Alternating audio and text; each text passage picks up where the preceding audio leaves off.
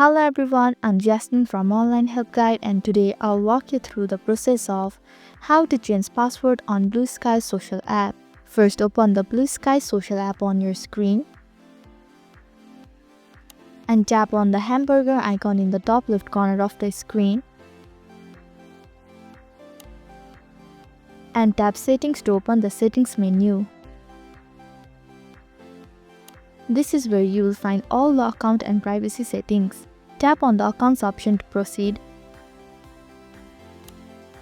In the Account section, tap on the Password. This will take you to the screen where you can update your password. Here, click on the Request a Code option. This is for security reason to verify it's your account. Enter the reset code. Then type in your new password in the second field. Make sure your new password is strong. Use a mix of uppercase and lowercase letters, numbers, and symbols.